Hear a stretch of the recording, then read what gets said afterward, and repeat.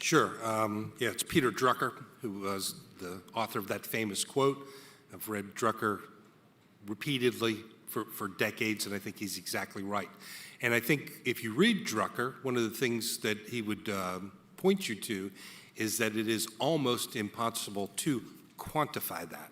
It is a qualitative statement and a qualitative approach of thoughtfulness and humanity that captures culture.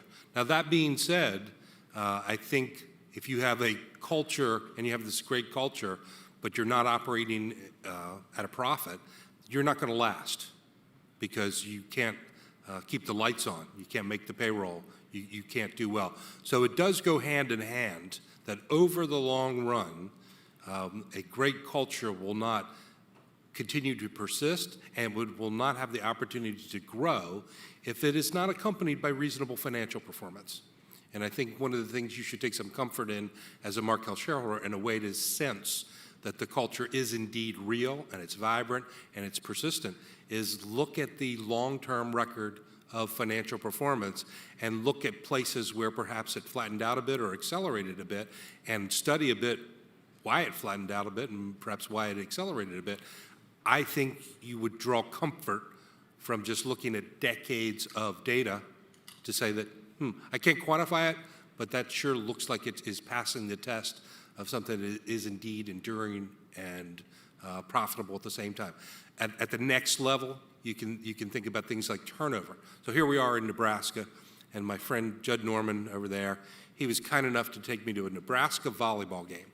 And if you've not been to a Nebraska women's volleyball team, and I can tell you right now, you're not going to be able to get tickets, you're missing something. It's a spectacular experience, and I think they've sold out every game for the last 25, 30 years, something like that. And that's that. The coach, John Cook, I think is in his 24th year of being the coach. There was one coach before him that was 20 plus years. So since the modern era, post-Title IX of women's volleyball being a meaningful sport at the University of Nebraska, they had the one coach that was just sort of dragooned into it on an emergency basis on day one, but then in 50 years, they've essentially had two coaches. That durability in the role, that long tenure, that tells you something. So if the University of Nebraska women's volleyball coach was only there for 18 months or 2 years, I don't think you can tell. And if there was high turnover in that, you can't say it's a bad culture, but you don't know. But when you see people last in those kinds of jobs for 20 plus years and be as successful as they are, pretty good odds that they have a good culture. So that's turnover and endurance would be markers of a good culture.